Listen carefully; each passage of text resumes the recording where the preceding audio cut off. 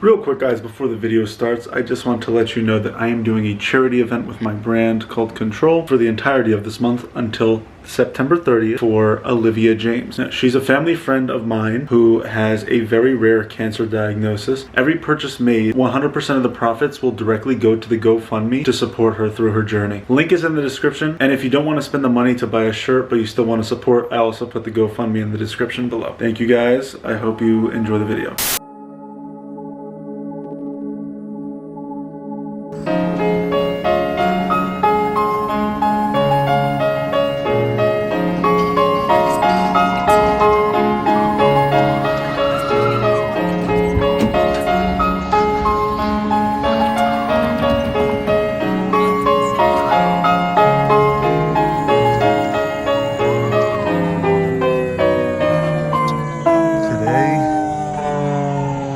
Today is September 13th, 2024. Tomorrow is September 14th, 2024. And I am seeing Jane Remover in concert and JPEG Mafia. Also tomorrow is my first concert. I've actually never been to a concert, so my first one had to be special, and it 100% had to be one of my favorite artists, and it just happens to be my favorite artist. Currently I'm walking back from the bank because I picked up cash to buy merch for tomorrow. I already know what I'm gonna buy. I don't know if they have like credit card readers, so I'm just bringing cash just in case. I discovered this path today. It's like right off where my school is, and so I'm walking it back because there's some very nice sights. And I think it would make this video kind of interesting to have something else to look at and not just me yapping. So let's start the story off. In July 2022, I was streaming Fortnite on my main channel. My friend Lydia goes into the chat and says, because I was like listening to music, I had like a playlist that I used to listen to during streams. Yo, check out this thing called Core. Shout out to always hooking me up with these fucking songs. So goddamn fun. Oh, this song is so funny. This song is called Copyright Strike My Nuts. This is Leroy. Core. And then I'm like, okay, sounds good. Look how deep this shit goes. Yeah. Dude, I'm like, I always get like nervous when I'm on the side, like when I'm alone. On skip, some brother can just walk by and throw me off the shit if he wanted to. And there's like no barrier here. It's pretty beautiful though. Anyway, so Lydia told me to listen to Core. Now, Lydia has recommended me in the past that I listened to. I was like, this is insane. So obviously I trusted Linda. And that's when like this whole thing pretty much started. July 2022. Whenever I listened to Core 3, it kept auto-playing into this album called Frailty. And I remember because I listened to like the first 30 seconds of Goldfish, which is the first song off that album, and I kept going back because I didn't want to listen to this album because I didn't like the first 30 seconds of Goldfish. So I literally listened to full Core 3. It would autoplay into Frailty, and then I'd immediately go back. After not listening to it, I was literally playing Fortnite and it auto-played into Frailty, and then I finally listened to Goldfish fully, and that's when the second song off that record started playing, called Your Clothes. Your Clothes became my favorite song of that summer. I thought this bitch was insane, so I'm like, yo, what the am I missing? Because I just skipped this probably 10-15 times because I wanted to listen to Core 3. What was I missing? Why was this sound so good? Yeah, look at this view, bro. Alright, so right there is Madison Square Garden / Penn Station. That's where I'm gonna be tomorrow. And right about there is Terminal 5, which is where the concert is taking place. It's a 20 block difference pretty much. 20 to like 25 block difference. So alright, now I'm walking along the mountainside. There's a massive drop, so if I die and someone finds this footage, please upload it. I listened to Frailty for the first time. Now I didn't listen to the full album because I would listen to Your Clothes, Misplaced, and Pretender, and then I'd loop that 3, and then I'd just only listen to that. Now let me tell you about my life at that. Oh my god, this is a better view. Let me tell you about my life at that time as I look at this gorgeous view. Actually, we'll do it like this. I was just done with my first year of college, freshman year. Now I'm a senior in college. What the dude, whose dog is this? What the oh, there's some guy there, never mind. I was in really much love with this girl that I was friends with, and she didn't feel the same way. And we kind of like stopped being friends because I hella overthunk our situation, and I felt like I kind of ruined it. It was like my first year of college, and I'm like, got 3 more years of this shit. And I felt like realistically I wasn't doing too good mentally, and it showed. I wasn't doing good mentally. I have a lot of issues that I've like dealt with and that I'm still dealing with today because of that time in my life, because of like I'd over obsess about something and then I get super anxious, and then it would like bleed into other things. But you know, I've worked through a lot of it, so I'm proud of myself. That was completely my fault. You know, I used to blame her for a lot of this. I lost myself and I let myself lose myself. Once I started looking within and stopped blaming her for that, I kind of realized that I was the fucking idiot. Anywho, back to Frailty. So I was in like a really rough spot in my Leben. I was listening to Frailty at the time, but I wasn't listening to it. And then I decided to actually sit down and listen to it. I'm telling you, look at this dog. Absolutely adorable. Once I decided to finally listen to it, its importance in my life didn't really originate until months later. It was the only thing I genuinely listened to when I drove around in my car in the summer of 2022. So it is like my summer 2022 soundtrack. But further in, there's specific songs and specific moments in the record in the summer that I would listen to, and I'd hella reminisce about like the character Tifa, because I wrote the albums about her, and her name in the albums is Tifa, so I just refer to her as Tifa because I'm not using her real name, obviously, for privacy. I don't want weird ass brothers to look up that shit. Yo, this is cinematography right here. Hey, brother. So I looked at Frailty, which is essentially an album regarding coming of age and the weakness that causes one, and that's why it's frailty, because it's the quality of being frail. I was in a frail spot in my life. Stuff like Buzzcut Daisy I used to listen to. I literally listened to that in the tub on Skib. I go into a pool and I would like listen to it, and like that's what I would do. Hyper fixate on specific lyrics, and I like make that my personality at the time. But look at this view right here, god damn. So I get back to school for sophomore year. I'm listening to Frailty and I'm listening to Daria Court pretty much exclusively. And I started like listening to the other Jane songs. Obviously I listened to Cage Girl and Royal Blue Walls because that shit just came out. Oh, by the way, so you can put a date on when I started listening to Jane, because it was a week after the name change and the release of Royal Blue Wall. That's when I followed her on Instagram.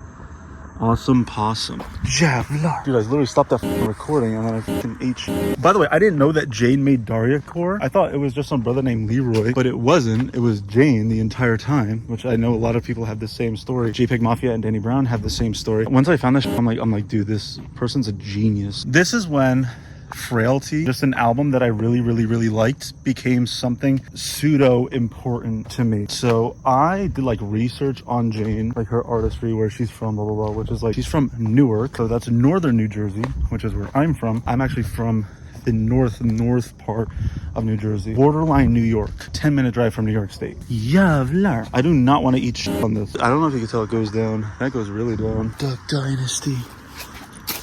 Not only were we from the same area, I found out that she's actually younger than me. We were born in the same year. We graduated the same year. Then I started to listen to Frailty in a different way. So I would not listen to it with the context in my head of late 2021. I would listen to it with the context of 2021, before I graduated high school in June. Regarding like a year and a half before that, with my mental, you know what I mean, which I had other issues then, which are resolved. Oh fuck, yes, of Christus. Holy fuck. I hate doing this because I feel like some brother's just gonna run over here and push me off. That is fucking dope. I digress. Once I started listening to it, like, I don't really miss being 16, you know, I started thinking about 16. Was I better off then than I am now? So like, I have this insanely odd, there's only a limited amount of Jane fans that have the exact same, not personality traits, but circumstantial traits that I do with Jane. From the same area, graduated the same year. So here's the thing. I was a reject in high school. I'm assuming she was as well. I'm assuming she hated high school based on the work that she's put out, especially stuff that in regarding Teen Week and the Teen Week regular edition, not the abridged version that you can listen to on Apple Music and Spotify, but there's the original version of Teen Week, which has more substantial, not to like talk on that because she obviously took it down because it doesn't represent her as an artist anymore, obviously. By the way, Cartridge is literally one of my favorite Jane songs. I listened to Teen Week, and that literally, if I discovered that in high school, because it came out 2021, I graduated in 2021, but that came out earlier in the year, that was a perfect representation of who I was in 2019, 20, and 21. Even though then in 2020 we had the pandemic, but that even adds to it because during 2020 I did not want to associate with a lot of the kids from high school anymore. First of all, because I didn't f with them originally, and I was just so over it. And I was trying to focus on making videos, and that's when like Galindo happened. My channel blew up. The song 17 perfectly encapsulates that shit. Oh, that's a deer. Let me just make sure it's not a buck. Okay, it's a doe. The last thing I would want is for that to be a buck, because that brother would rail me. Pause. What's up?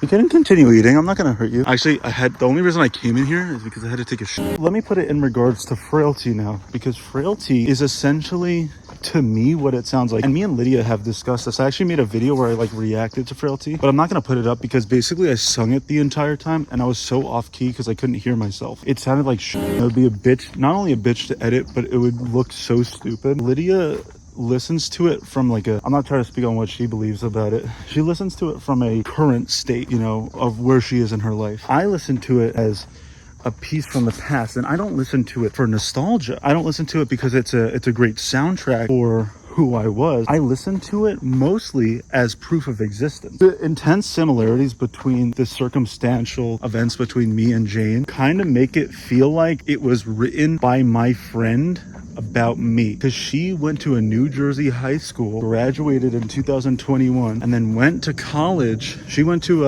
I know what college she went to because it's online. You can find this on the internet. I'm not gonna say it because it's like I don't want to like leak info. Like she went to another New Jersey college that's not my college, and then she dropped out like after the first semester because obviously like her music was funding her more. Oh fuck. Oh, look at this, brother. This hurt my fucking foot. That person just heard me say, oh. Look, how's it going? Dude, I'm about to eat mad shit, bro. If I slip once, bro, it's done. I'm sliding down this whole bitch. Indiana Jones. Why am I red? Dude, what the f? Every black thing is turning to red. Okay, we're good. As a 21-year-old man who still listens to this album very frequently, it's not like a negative look into the past, even though a lot of the topics regarding frailty seem negative. And I actually look at it as this is who I was back then and this is who I am today, which I feel like is a very positive thing, because back then, around 2020, 2021, I had issues going on in my life that are not happening in 2024. But I have issues in 2024 that weren't happening in 2021. So I look at that and I kind of feel proud of myself for dealing with that. The only time, that's the exit right there, right before the exit. So I did slip once.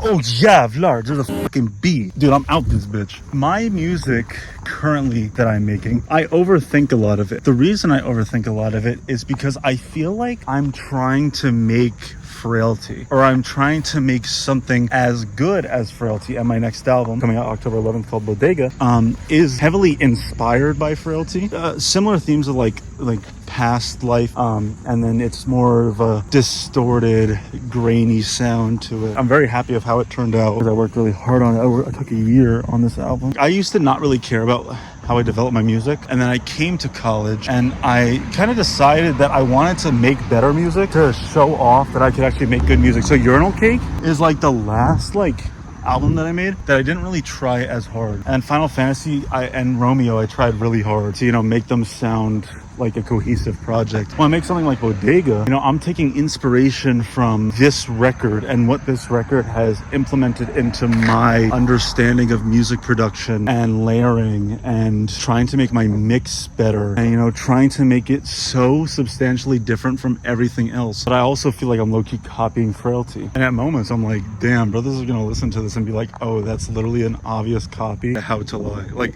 literally. It's like I try to model it, but I don't try to, you know, recreate it. This record, every track has something to me. Like, even if I didn't mention it now, it's just because I couldn't think of it. But it has something that grabs onto a piece of my life and just essentially says, look at who you were back then versus who you are now. There's some strange sense of comfort regarding that, and how satisfied I am with who I am today. A year from now, when I graduate college, I'll look back and more that person I was in 2020, 2019, 2020, 2021 is so different who I was, and I'm getting further from that time. So it's not a nostalgia thing, it's a proof of existence thing. It's this sense of comfort that I'm moving away some form of negativity in my life, but I'm moving towards another possible positive point in my life. And the album is just sonically incredible. That's why it is genuinely one of my favorite albums of all time, because of what it genuinely does to me as a person when I listen to it. That's one of the reasons why Jane is my favorite artist. And not to get super deep into it, but when Census came out, this is about like 4 months after I started looking internally for my issues instead of externally, and I started dealing with a lot of the shit. So a lot of the issues that I had last year I don't have now because I looked into myself. And you know, even though Census is really about broken relationships, a lot of the stuff I don't relate to, obviously, because first of all, I haven't been in a relationship.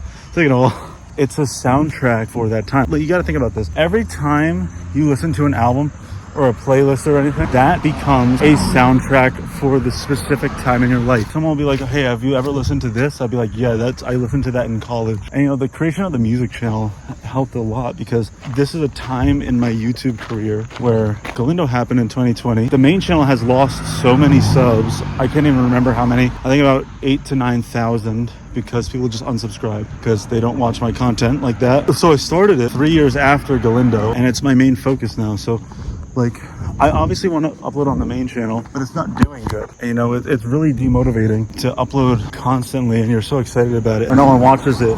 So, which obviously I shouldn't use as an excuse. I should just upload it. That's why I feel like the music channel has been doing good for me. This channel's been blowing up and like doing severely. This is the best doing channel I've ever had. And I still upload on the second channel and the Nintendo channel, but this is like my main channel now. This is what I upload mostly on. This is content that I love, because I love putting people on music. I love listening to new music. So my main focus right now is this channel, and then over time I'm going to reintroduce the other channels.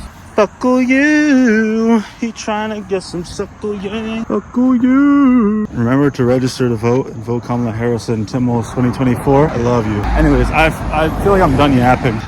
So yeah, I'm seeing Jane Remover in about 31 hours from this exact moment.